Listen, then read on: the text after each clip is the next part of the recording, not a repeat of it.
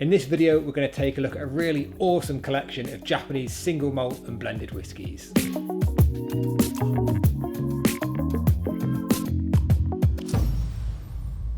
So welcome back to the channel, everyone. It's 2022 and we've not really done anything on this channel for probably 4 to 6 weeks, I'm afraid. Life caught up, we had Christmas, we had New Year, it was my 37th birthday, can you believe it? It was my son's 4th birthday, so it's really been a bit all go, so apologies for the lack of content, but we're going to kick off 2022 with not only a new background, but an awesome lineup of Japanese whiskey. And this is to sort of go hand in hand with the new Japanese whiskey catalogue that we've just published. And the links are below, so if you want to download this catalogue, there's a really good essay about the history of the Geisha series in there, so make sure you download that catalogue and take a look at it. And we're going to go through the bottles in this video that feature in that catalogue. And first up, you'll notice that there's nothing here. Now, if any of you know your Japanese whiskey, you will recognise these oak boxes because they contain absolutely beautiful bottles of Karuizawa.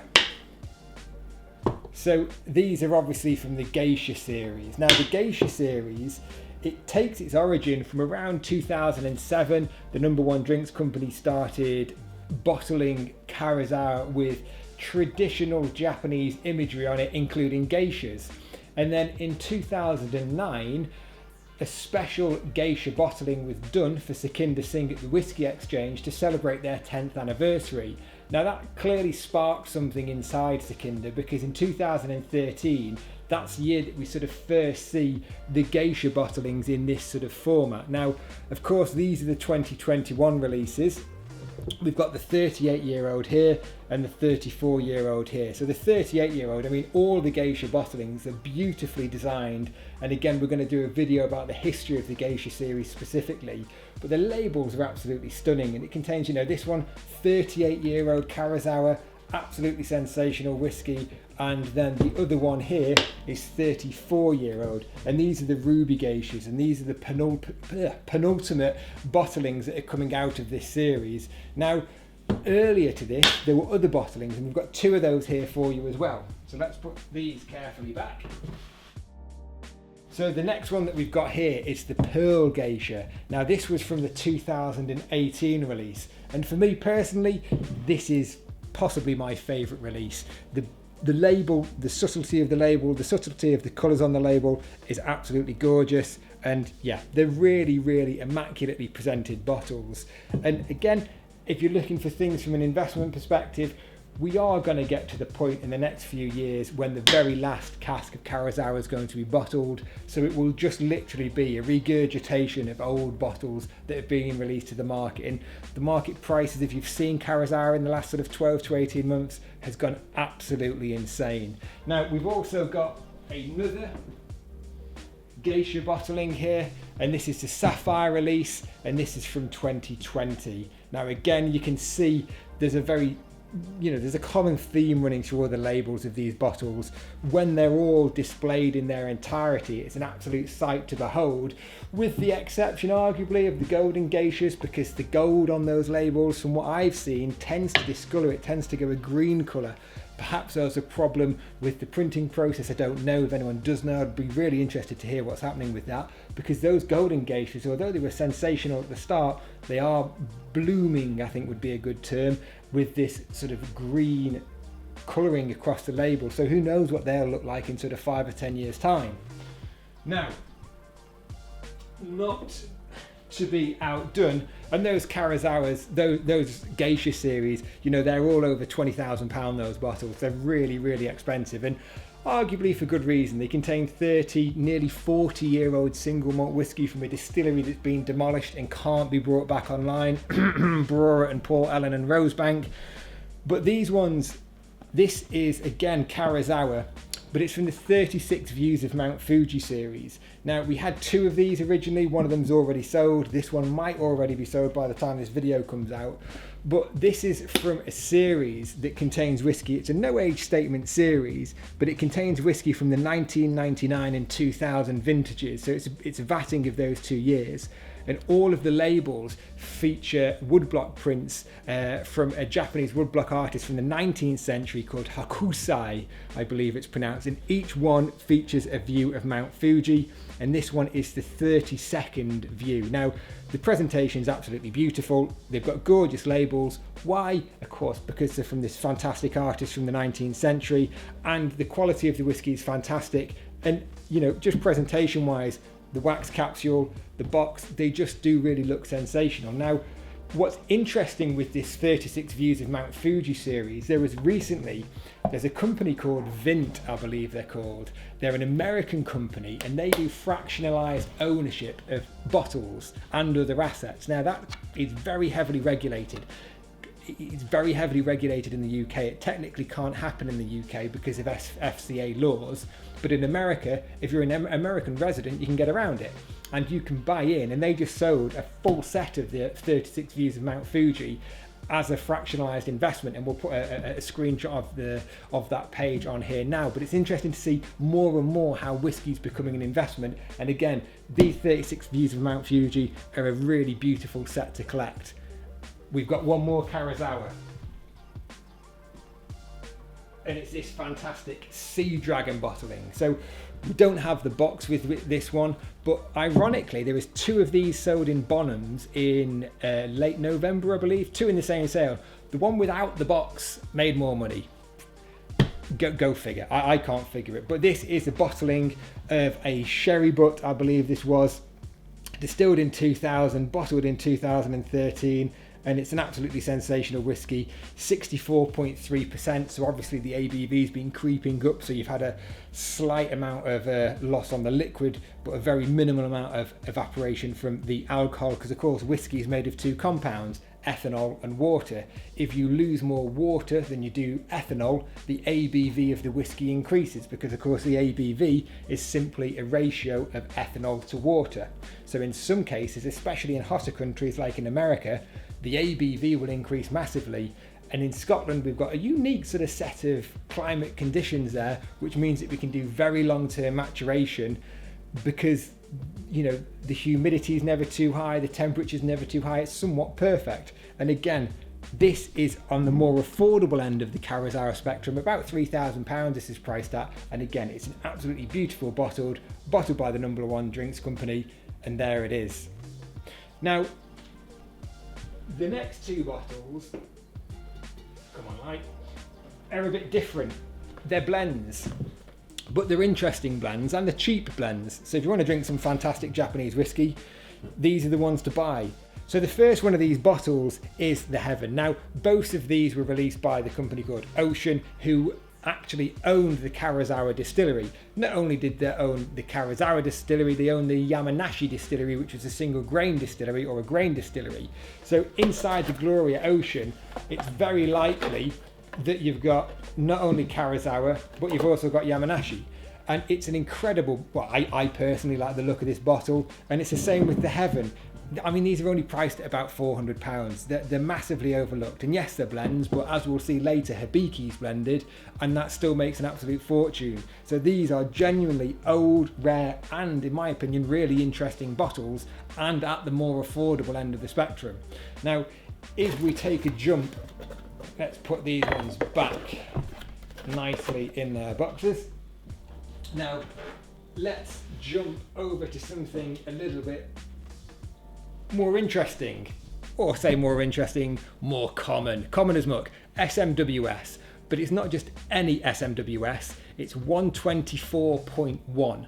So this is one of the first bottlings of Japanese whiskey that the SMWS did, and it really is a beautiful bottling. These 124, anything that's, so with the SMWS, you're probably aware, 124 is the number of the distillery, and then the 0.1 or the number afterwards refers to the release number that it comes from. So this is the very first release, and I think it's, I won't pronounce this correctly, you're all going to heckle me, Miyagikyo.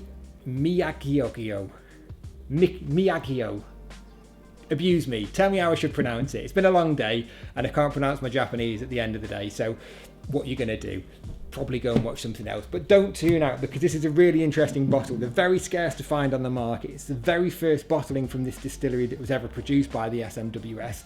And, you know, when this was released, it was released in 2005. Realistically, when did the Japanese hype begin? 2018, 2020, maybe even 2020, 21.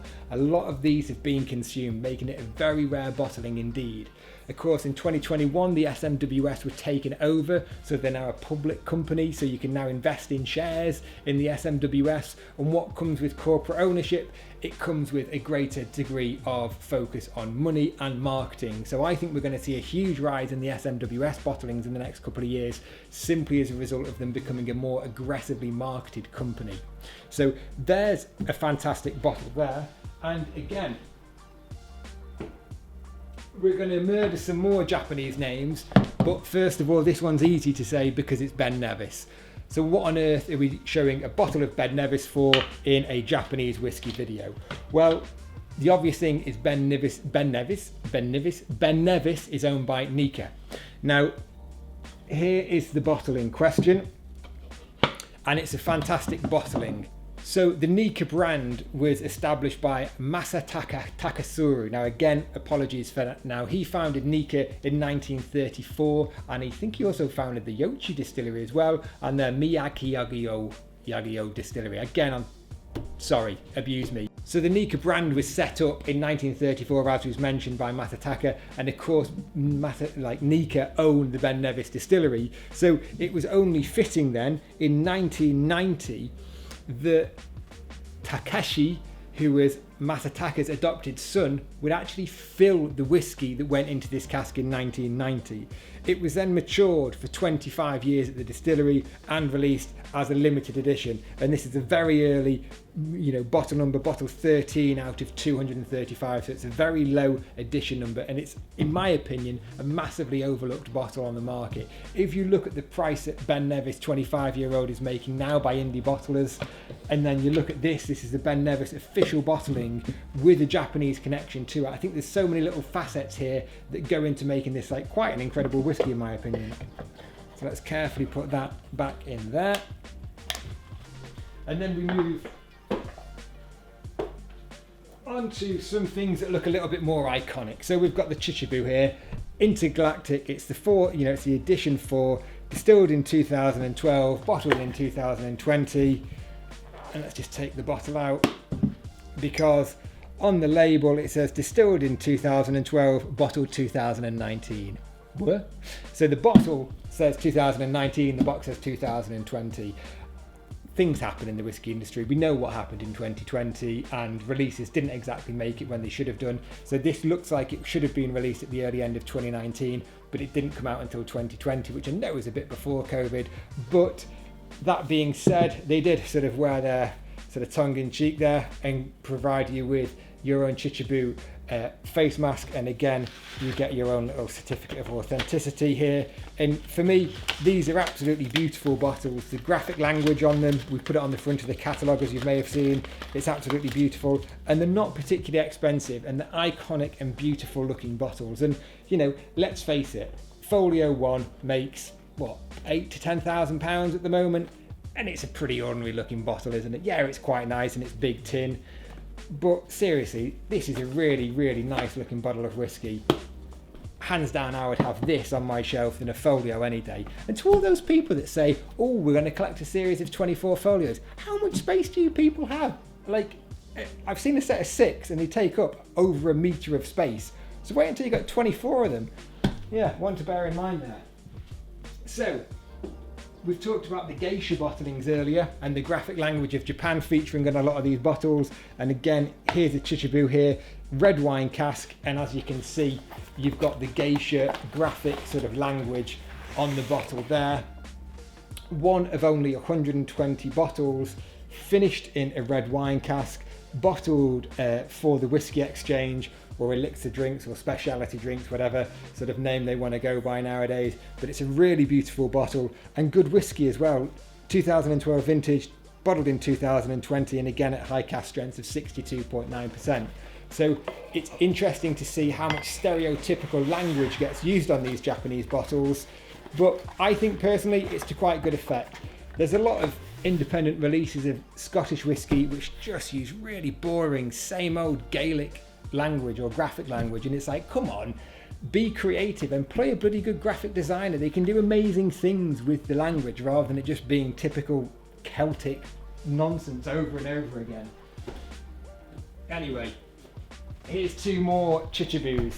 So we've got the first 10. So this is the very first 10-year-old that came out from the distillery in 2020. One of only 5,000 bottles.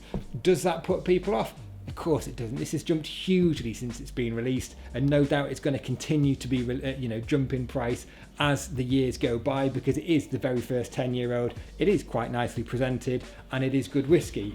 Now, taking the parcel a little bit, or pushing the envelope a little bit further in terms of what's acceptable as a limited edition, is this, the Peated. Now this was bottled by La Moisson du Whisky over in France, and I believe, yes, 11,500. Go on then. Maison. La Maison du Whisky. My assistant, La Maison du Whisky. Moisson. I'm northern, sorry. Anyway, a limited edition of 11,500 bottles. Now, come on. There's a limited edition, and then there's the volume of bottles that you projected that you could sell, and then back calculated from that, and then we're to call it a limited edition. 11,500 bottles is only really limited by the number that they wanted to bottle there. But either way, it contains peated whiskey, which is quite unusual for Japanese whiskey, and it's relatively inexpensive, especially compared to a lot of the bottles that we've looked at today. So it could be a good starter bottle. And we look at the prices of these bottles today and we think that's incredible. But I thought that 10 years ago about Macallan Private Eye, and we now know where that is, of course. So, coming on to the last two bottles now, we've got two beautiful Hibikis. Now this is the 2021 release of the Harmony. Now, of course, anyone who knows Hibiki will know that these bottles are absolutely beautiful, and of course they're 24-sided. Why are they 24 sides? Because apparently there are 24 seasons in Japan. I don't know. Explain to me, somebody. I quite like the idea of having 24 seasons. It makes it probably more tolerable than it just being winter as it is at the moment in the UK. But absolutely beautiful whiskey, absolutely beautiful bottles, and it's a blended whiskey, and that shouldn't put you off, because no one cares about whiskey. They only care about packaging. Seriously, Macallan Distill Your World. It was released at £2,500. It's a limited edition of several thousand bottles, and what's it got? It's got no age statement whiskey in it, and it's still over £10,000 now. I think one sold recently for £15,000. Where are the tasting notes and where are the reviews for it? Same with the folios. Does anyone care about whiskey? Of course they don't. We just like looking at nice pretty bottles. And speaking of pretty bottles, you don't really come much more pretty than that, in my opinion. You've got the beautiful Mount Fuji on the label there, and this is actually, whereas this is no age statement Hibiki, this is actually 21-year-old, and I think it's from the 2018 release. So if I was to have any of these, I'd hands down go for the 21-year-old first. But when you own an asset and you want to look at it and appreciate it, I mean, both of these are absolutely glorious bottles, and a lot more attractive, some may say, than something academic looking like an SMWS bottle like 59.2. It looks a bit boring and looks like all the other SMWS bottlings, whereas these, man alive, absolutely beautiful. So there we have it. We've got an amazing selection of fine Japanese whiskey for sale right now. All of these are available unless they've been sold previously, and are available for immediate dispatch, and we can ship worldwide. As I've mentioned, we've also got the catalogue, and you can find the link below to find the download for it. And let me know in the comments what your favourite bottle out of this collection is. I think if I had to own any of it, I think it would be the Chichibu, the Intergalactic. Not necessarily because it's the most expensive or the oldest, but I think, you know, it's a beautiful bottle, and I'd say it's just fun. And I think we all need a bit more fun in our lives, especially at the moment. So there you go. What's your favourite bottle? Get in the comments below and let me know.